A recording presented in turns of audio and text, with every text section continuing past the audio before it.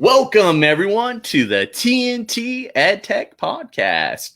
I'm your host, Scott Nunes, with Matthew Ketchum. And today we're going to be talking about some EdTech news and then talk about how to increase student engagement no matter what learning and teaching model you're using at your site or may transition to, unless they invent a completely new one that we're totally not ready for. And anything's possible right now in the pandemic, wouldn't you say, Matthew? Yeah, I who knows? I mean, by the time school starts next year, I'm sure there's the Nunes engagement strategy.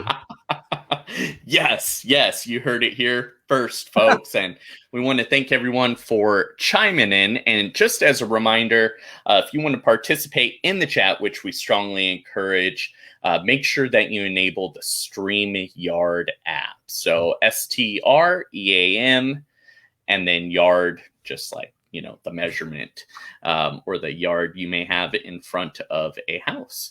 And let's get right into the news. Some things I wanted to talk about, Matthew. Shout out to a post that's getting a lot of traction as of late on Twitter. I posted something just, had me thinking. I've been helping some teachers, and I thought, what would you do if you had $300? Somebody just said, hey, I'm going to give you $300 to spend on your classroom. What would you spend it on? If that was you, Matthew, roll back the clock to March of 2020. You got your zero period class. What would you buy and why? Yeah, so I think on that list would be microbits.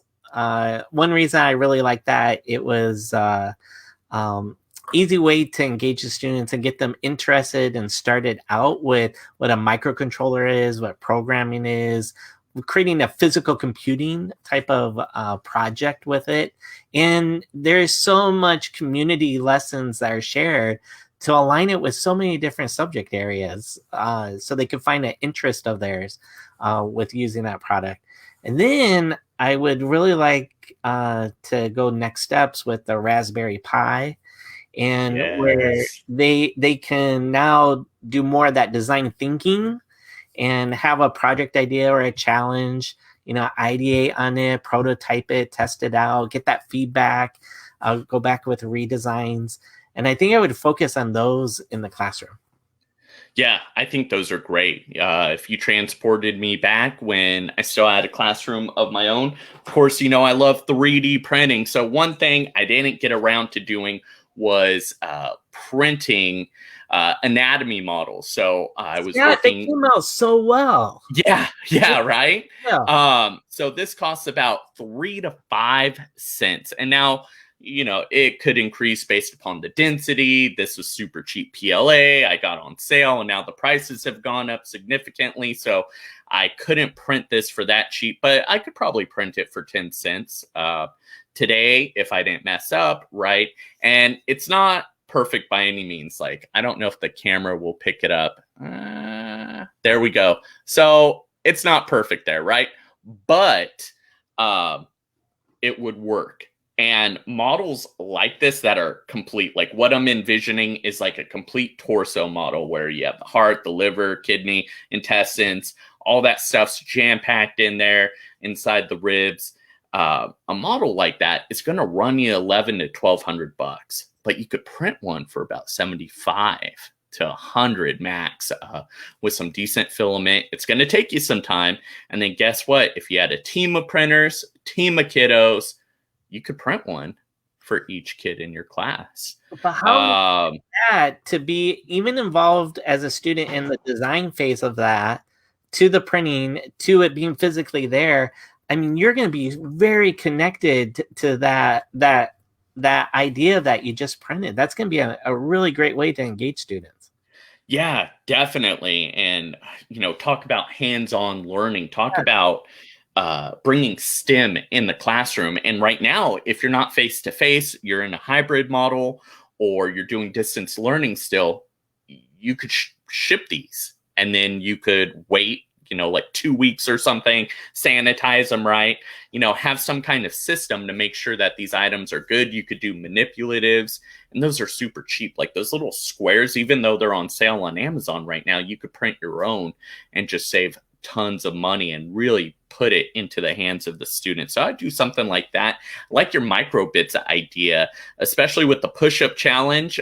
Shout out to myself on that. I crossed 10K, I think Saturday, maybe, sometime this weekend. And yeah, that was cool. So 10,000 push-ups since January 1st. I really surprised myself. And I saw that somebody was using a microbit to count their push-ups. And I thought of you. I'm like, oh, if I had some microbits, I would have to stop counting, or I could stop counting, and I could just listen to my tunes, and maybe I could crank out some more, because it really takes a lot of energy to keep track of those push-ups. Like, how many did I do? Did I get that right?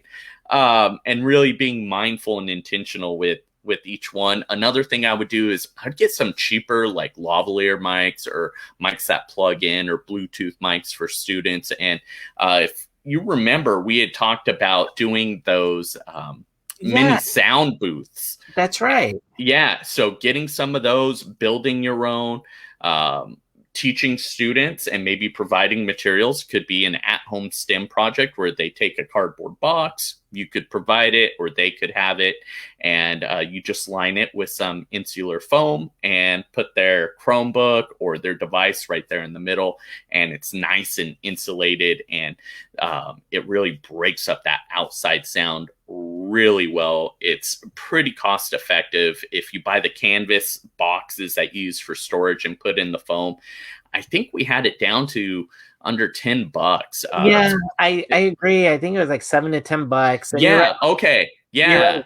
You're right. And sometimes Amazon had like a pack of 6 of those canvas storage boxes. Yeah. No, that's a great idea, Scott.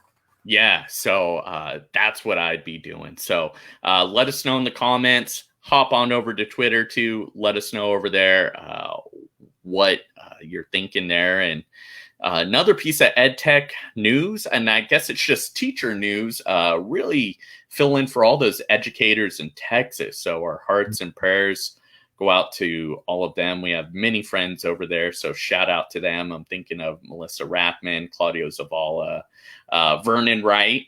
We've had many Texas educators on the show.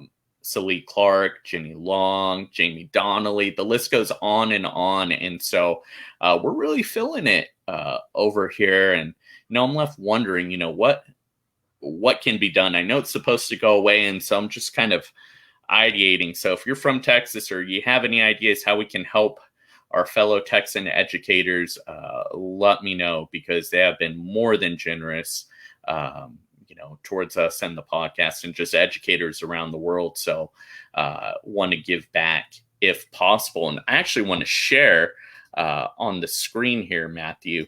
Yes. This clip from Vernon Wright, our buddy here. So I'm going to make this a little bigger here. So these are the local store shelves, right? It's like pandemic stuff over there. And I'm like, I can't even give them money right now to go get stuff, right? Like generators or blankets. The stores are all sold out. So what do you do? So anyone that's listening, if you have some ideas, throw it in the chat. Let us know, because I would definitely love to help out. But it's hard when it's slim pickings, right?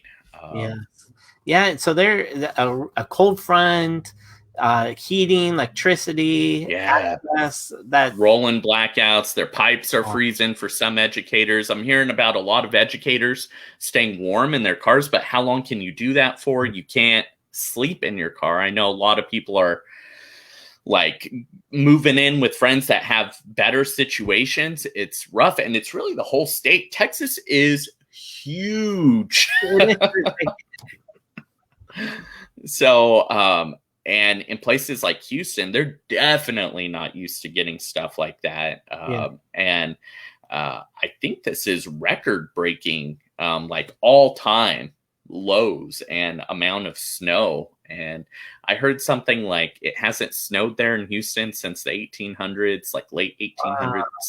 So they're just not used to it. So there's no infrastructure. I saw from an EdTech company today, or not EdTech company. It was a filament company down in Texas, actually where I got that pink filament from for the heart. They said, hey, their orders are delayed because of all the shipping issues, right? The roads are so icy. They had that huge pile up, and condolences to anyone affected by any of those pileups too. Busy week or so for Texans. So hang in there, all you Texas educators. You're amazing. You all have big hearts, and let us know if the podcast can help out in any way. But you have some news you wanted to share too that I think is pretty cool and relevant to a lot of educators out there. Yeah, no, definitely. Thank you for sharing and that support for our fellow educators in Texas, Scott. Yeah, that's very much needed. So today was involved in a Schoology meeting, and in that meeting, just asked, hey, anyone on this app called Clubhouse? It's an iOS app at this time, I understand. And they said it's those who are interested in podcasting might be interested in this.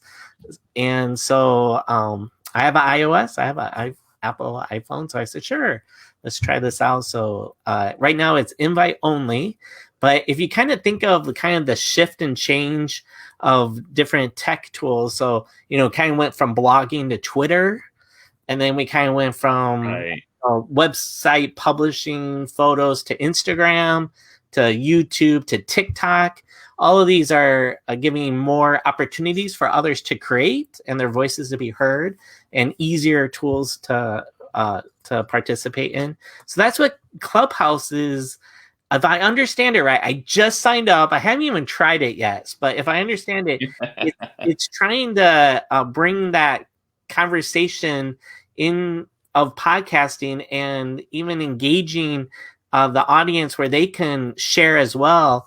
And you can have them moderate on topics and share different information. What have you heard of Clubhouse? I'm very new. Yeah, I've heard a lot. And talking about podcasts, a lot of our fellow edu podcasters are on it. Jeff Gargis from the Teach Better team, all over it. Christopher Nessie from House of EdTech, Tim Cavey from Teachers on Fire. So many, in fact, that I was like, do I need to buy an iOS device? So in the Edu Podcaster group that I'm a part of that has those amazing educators and others, I asked that question, like, how influential is this thing? Like, how dynamic and amazing is it? And while they agreed that it was amazing, they said, I think you'll be okay if you wait for it to come out on Android. So I'm hoping it comes out soon. Clubhouse has said, yes, we're working on it. Hopefully they don't lag too much, and hopefully it's not just some fad, and it's all, the excitement's already done by the time I finally get on. I'm hoping there's still some of it there, but it looks very dynamic, engaging. I'm seeing companies like Dave Burgess' company, EduMatch, doing things. A lot of educators are starting their own groups, so keep an eye out. I'm sure many of our listeners are already on Clubhouse. If you are, let us know. Give us your handle in there so we can be following and looking to chat with you soon. And let me know whether or not I should splurge and get an Apple device just to use Clubhouse. Of course, I'd be using it for iMovie too. iMovie is awesome. I like Final Cut. I want to get Logic Pro. So maybe there's some other things. Maybe I finally need to go to the dark side and dabble in Apple a little bit. With their M1 chip now in their laptops, really powerful, Scott. There's some good from Apple. So I'm still trying to wrap my head around Clubhouse. Is this something like Voxer is, or totally different? Yeah. So Dr. Sarah Thomas from EduMatch, she told me it's like a mix of Voxer with like AIM from back in the day, the AOL Messenger. So I remember being hooked in high school. You go to school, you come home, and you're typing away with all your friends. I remember I used to be a little quieter in school, but hey, when I got home after practice about 5 o'clock, that was the first thing, I dialed up AOL with all the beeps and boops and all that. It would take 5-10 minutes. I'd get my dinner, scarf it down real quick, and then go to the computer so I could chat with all my buddies and recap the day's excitement. And I think it maintains a lot of that excitement. But then you can chime in and use the audio feature like Voxer, and you could set it up as like a facilitator where you call on people, and it could be a little bit like EDI, that direct instruction, and you're calling on people. It could be a panel style. That's most commonly how I've seen it opened up, which brings me to another tool that's like that, that they're really pushing for right now, is skilled.space. And skilled.space is really trying to provide a hub for educators to get the help they need and to have those meaningful conversations in an audio format. So check out on Twitter all the things that skilled.space are doing right now. They have some great educators on there chiming in. I'm chiming in, looking to maybe do some stuff next week with skilled.space. So stay tuned with that. I may have my own skilled.space chat and do a little live walkthrough. If you want to see a live walkthrough, what it looks like on the consumer side and also on the presenter side, which quick hint, it's the same thing. It's a pretty neat overlay that they have for their user interface. And it's cool. Like Clubhouse, it has like these small little circles or hubs, really, these spaces that you can talk about a particular issue or set of issues, and it can either be led by somebody, kind of like in this EDI setting, or it can be more like an ed camp. And I guess that's what Clubhouse is kind of like too. It's like an ed camp whenever you want, however you want, and you can jump from session to session.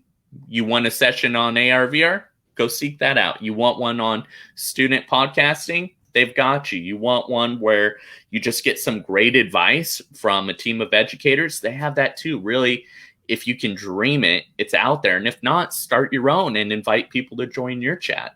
Wow, that's incredible. Is it skilled with ED? Skilled? Yeah, skilled.space. Okay. And you can follow them on Twitter, all the socials at skilled.space. So check them out. Yeah. I'll have to check that out. It sounds really neat.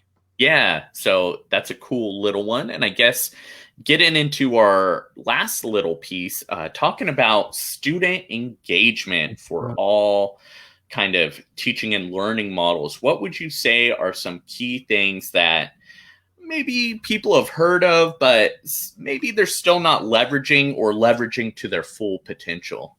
Yeah, so I recently was hearing Pedro Nagaras, the dean of the University of Southern California, Rossier School of Education, and he was really sharing that engagement has three main areas of it. It's behavioral, students showing up and participating. It's cognitive, understanding what one is doing and making those connections.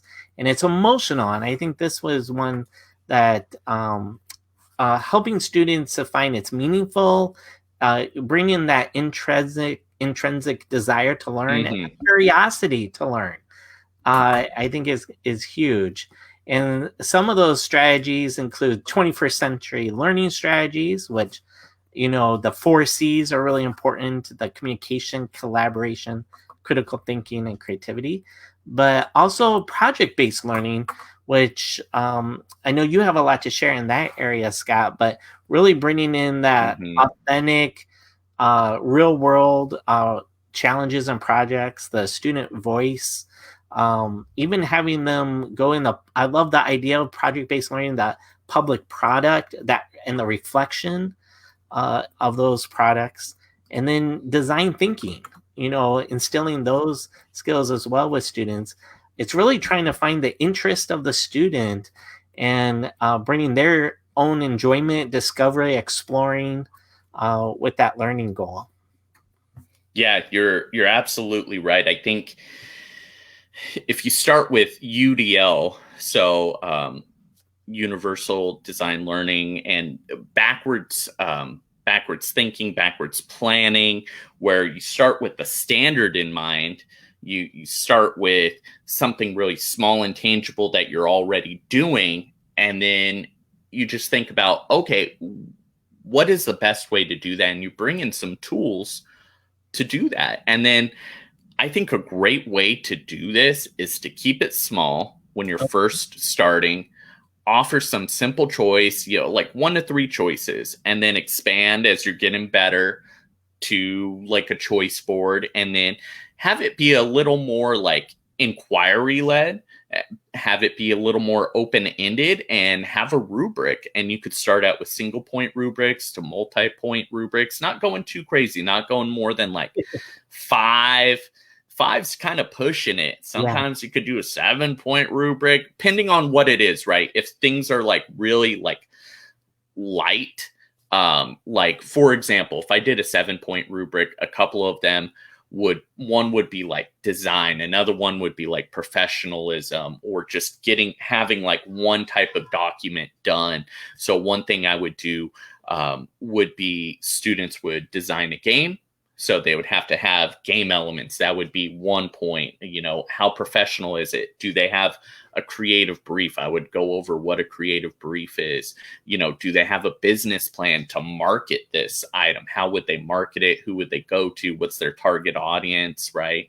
Mm-hmm. Those kinds of things. And so, but keeping it simple is the best way to start. And then once you get a feel for it, you can expand. And with the larger rubrics too, and as you're expanding, bring students into the mix. The best rubrics are the ones that are student and teacher created.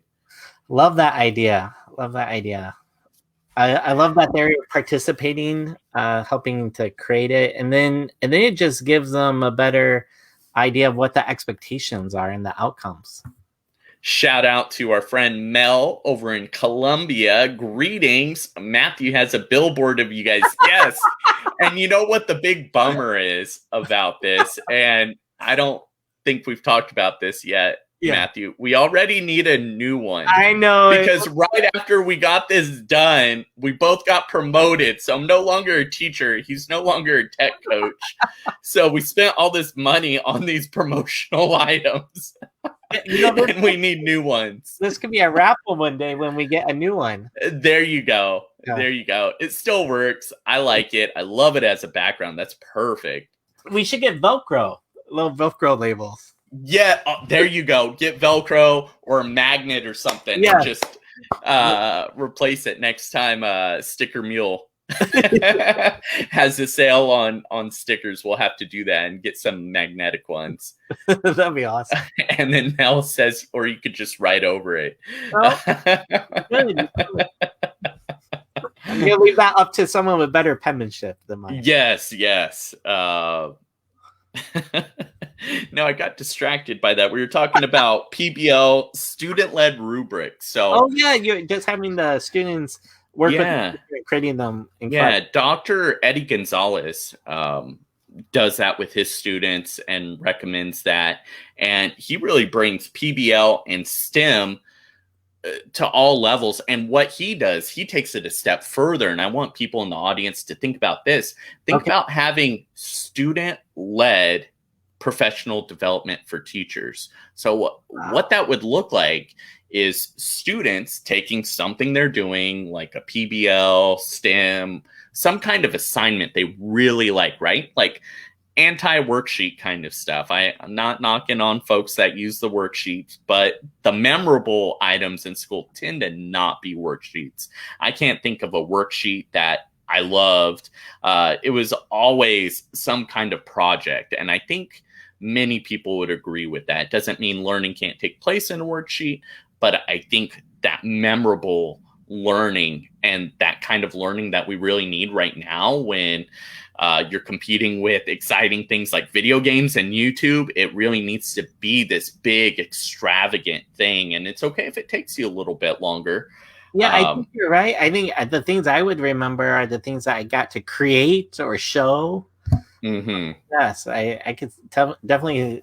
I don't remember a worksheet per se. Yeah, yeah. So with showing that, you have the students show what they've done and show teachers how to do that in their own classroom. So could be something like this item. So he was showing how his kiddos took 3D scans of a room and put it in a sketch fab. Well, this item is a snowman that a Texas educator scanned in to AR VR, sent over to me, and I 3D printed it. So it's not perfect, right? It's not white, obviously. I went with the gray, but it has the three spheres, and then this guy, he's wearing a ball cap right here. So that's the bottom of the ball cap. He's keeping a little gangster there, going backwards with the ball cap there. You could totally do that. Or maybe students will show how you could take some of your favorite characters, like Thanos over here, from the Marvel series, kind of get those models from a video, a picture, and then you could print them in, move them out of the physical space, back in the virtual space. Really, the sky's the limit. And students are excellent at ideating and constructing. So if you give them that time to explore and give them that opportunity to share, they're going to wow you. And the teacher doesn't have to know how to do it all. The students just have this real natural collaboration and sharing and showing each other and supporting each other through those projects. Yeah. Yeah, talk about the 4 C's, or like our friends Becky Keene and Kathy Krasnowski talked about, the 7 C's, right? Okay. Yeah. Just going beyond really what we think is possible. You could create very engaging environments in Minecraft. That's one that I'm going to be exploring more and showing off a little bit more. There's so many things. Think about all the cool things we already do, Matthew, in our teacher trainings and with our student work with Edu Protocols. What if we had a Minecraft sketch and tell? Oh my goodness, that's fantastic. All right. It's coming. I'm working on it. It's not here yet. We're doing just a small pilot right now of Minecraft on Chromebooks now. And so we're doing a small pilot of that. But the teachers that are doing it, they are telling me within 2 days of having Minecraft turned on, they have already seen higher engagement, interest, and a different level from their students excited about learning again. Yes.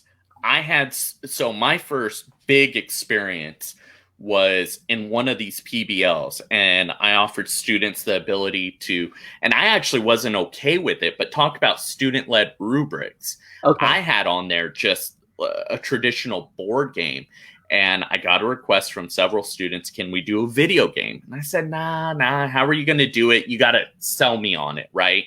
You know, how am I going to get this approved? How am I going to tie it into the standards? And they said, oh, we'll do this, we'll do that, we'll do this. I'm like, okay, as long as we can agree to these terms, you can do a virtual game. You know it's going to be more work for you, right? They're like, yes, but we want to showcase our skills in this format. It's something we're very familiar with. It'll actually be the same amount of time or less time for us because we already know this, and it'll be super cool. And it was, they recreated the setting of a novel and had 25 questions and answers that they put on poster boards in Minecraft. So poster boards are these little boards you can put in, and one side is the question and on the other side is the answer. And they use redstone to power this little roller coaster, and you go through and you can stop, and it's a little Q&A reflection. Shout out to Barbara. Student voice, student choice, and agency. Yes, giving them the tools that are there, giving them that access, especially when they request it, right? And giving them that student choice. And it's going to be overwhelming if educators, especially if you're newer, if you tried all of this right out the gate. So start small. Start with the this or that. I know it may not be, you know, like ISTE presentation worthy to do like a this or that option, but it's a good way to prep your students and to prepare the parents. When I first started rolling out PBL student choice options, they were like, where are the worksheets? And I would check with, some of the people in my PLN, and they said, actually, that's common in the beginning if you don't have that culture already established. And so also let your parents know, hey, I'm going to try this, and then lower the barriers to entry, and don't make some of these entry level student choice options worth points or worth many points. Make it very explorative, and then have them even ideate with you. What are some good student choice options? You can offer up some, but then maybe they choose from that. And that's where a choice board is really nice, either a tic-tac-toe style choice board, or just like a standard one, or like a bingo style. There's a bunch of different ones. And EduProtocol's Iron Chef is kind of like a interactive choice board. It really is, and it's very guided. Yeah, no, that's really great. Yeah, and talking about those ideas and our PLN and how they really influenced us on that, I want to close with the power of the PLN. Do you want to share out how you leverage our local PLN? So I know I talk a lot about kind of this global PLN. We got Mel joining us all the way from Colombia, and she's international. She's originally from Australia, and I'm going to mess it up. I think she taught in Thailand. You got to correct me, Mel, if you're still tuning in before Colombia. But how do you engage and, share and extract info that you need from your local PLN? Yeah, but you do that really well, Sky. You're my role model. This is the area, if I had like a personal goal or area that I would like to do better in, is this area. I was wrong. Sorry. Taiwan. Wrong T. Definitely different countries. Taiwan's pretty cool. I want to go. I have some Taiwanese friends. So as a tech coach, I think one valuable place for me was the a teacher break room of all places. Yeah. So I think that was a great place. Very open for people just to share ideas, to ask questions, to find out how they really are doing, what was working, what wasn't, what are they needing. So I thought that was a great place. And then I really like that we have the Q in California, Computer Using Educators. It used to be called, but just Q, the nonprofit. And they have affiliates throughout California. And we're in an affiliate, I think, about 5 different counties. And those affiliates offer, barbecues at one time before COVID, or coffee queues. Yeah. And now Zoom queues or meetups, monthly meetups or quarterly meetups. I think those are really useful. And then also, even with our tech tools, a lot of them will have like an ambassadors group or a circle group that you can lean on as well for ideas and questions and sharing. I'm going to pause you for a moment. We have a question in the chat with what we're talking about. So they missed the question. We're talking about the power of the PLN.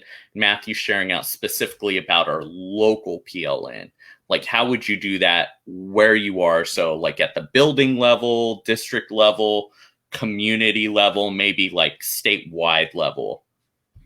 Yeah. And then also having a technology committee at our district level that we're bringing in different stakeholders. And I think that's important too in that PLN, especially having a diverse group that has different ideas and coming from different experiences and backgrounds really does help a lot. Because I can only see or know what I know, and having other thoughts and ideas in there really helps. But areas I need to go back to Twitter, Scott. You just told me about I love the question that you had in Twitter about the $300. What would you do with it? I need to get more involved in the social medias, and because you can speak onto this next, but there's just a wealth of information in those areas as well. And you can connect right now virtually. Yeah. I want to transition that to, want to get Mel's comment here, saying her local people use the WhatsApp to connect and chat, and we meet once a week. Yes, you gotta meet. And I was reading some articles saying that, especially for men, they need to meet twice a week. Wow. with their peers. So the data was kind of old. It was from 2014, so I don't know, how accurate that is. That was something I wanted to follow up on, but it made me think, like, that's one thing I'm really missing right now. And I'm with Mel. Outside of that, Twitter's my jam, and has become even more my jam right now because we don't have those face-to-face items, and I'm feeling like I struggle personally with the local PLN to get those in-person connections, not because they can't be in person. So I guess like digital connections, or like you and I had talked about going to the local coffee shop, driving up through the drive-through, getting our coffee and parking like 6 feet apart and talking through the window kind of thing. Yeah. But that still hasn't happened. Right? It's hard. It's hard. And we're so busy. And I think there's, a lot of burnout. We talked about that a little bit. There's a lot of stressors. People are getting sick, or we know of somebody. There's stuff like what's going on in Texas affecting us. Even if it's not us directly, it's our friends. It's our family. We genuinely care about our PLN. I can't tell you how many times somebody from my PLN has stuck out their neck for me and helped me out with something, or provided me with a great opportunity. And I try and do the same, because I've learned that, I've kind of been given without cost and received without cost. So I try to give back without cost and offer up as much free stuff as I can. And the podcast being part of that, I love to receive, but I also love to give. And doing that through Twitter is great, right? I tell the story all the time, right? I started with like 8 followers the summer of 2018, and I picked up 6 from ISTE, and you were one of them. That's right.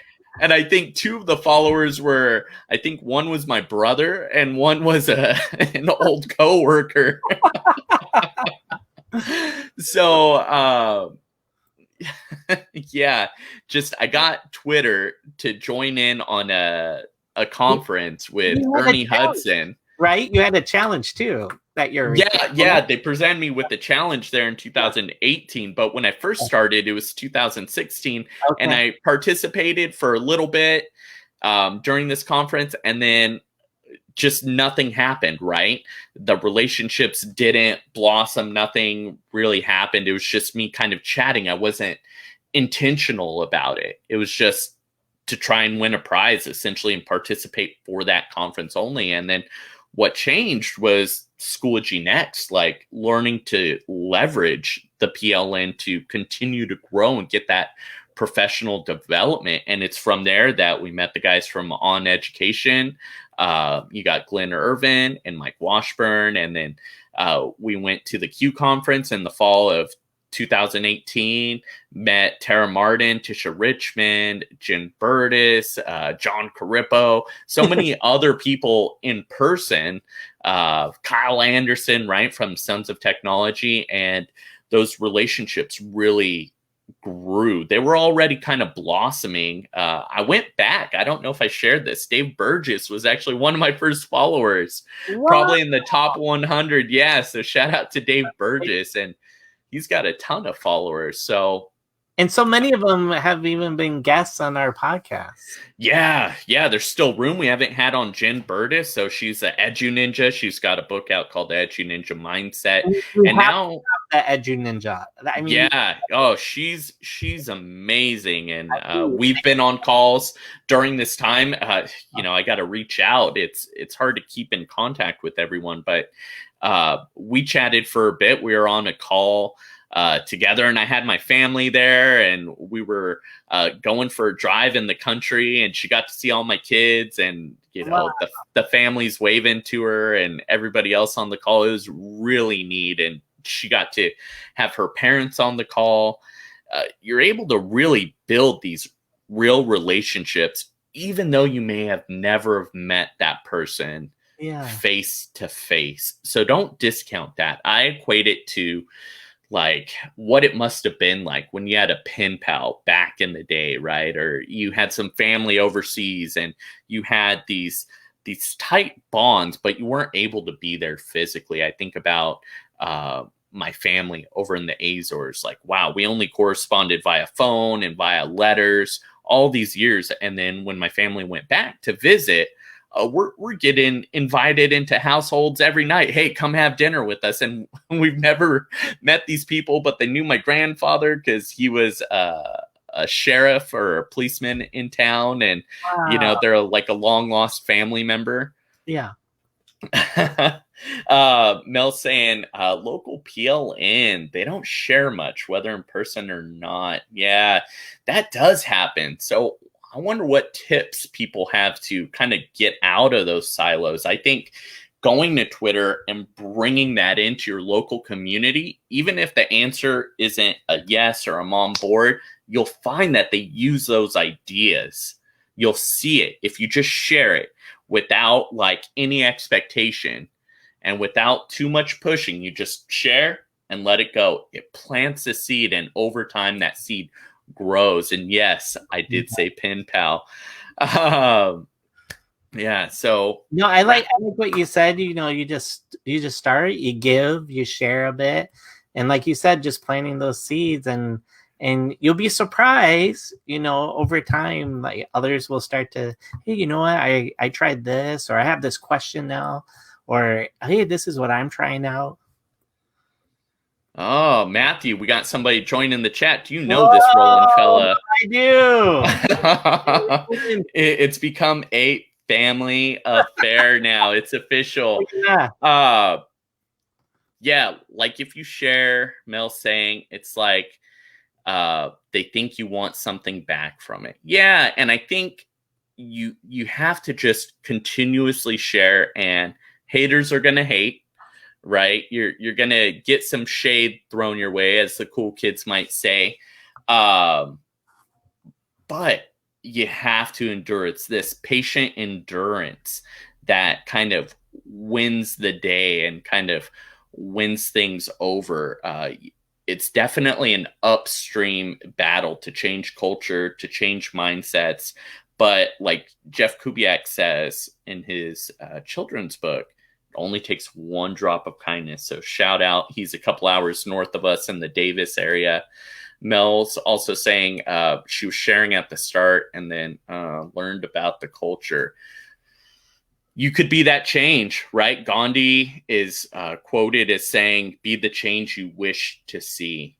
And so if you live it and you embody that change, you'll bring it about. You'll essentially will it into existence. Others have said similar things.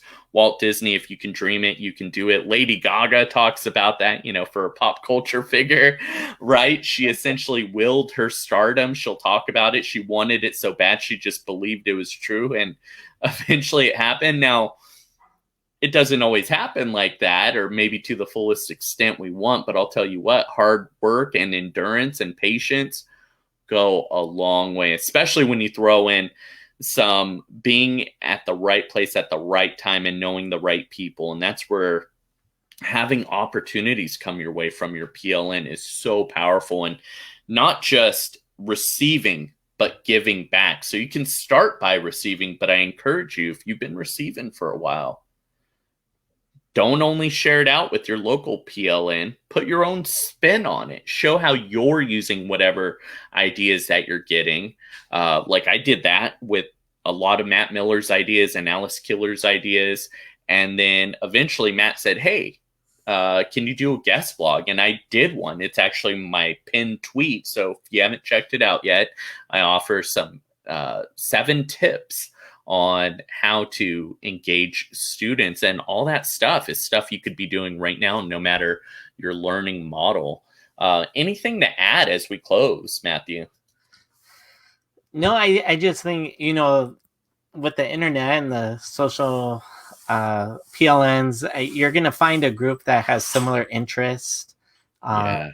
and I think that's also, talking about the local, but also a larger tool that you can use to find your peeps. Find your tribe and invest in that tribe. And let's say that tribe isn't your local tribe, right? I'll be honest, our local PLN really helps, but I didn't feel like I necessarily was being fed enough by my site PLN. And there are some great people there, don't get me wrong, but they were kind of stuck in a bubble. And I think they would agree. I don't mean that in any insulting way at all. They were just very content with what they were doing. What they were doing works, and it works well. They're all very good, experienced teachers, but I think they didn't want to go outside the box and leverage some of these EdTech options. It was a little too risky for them, whereas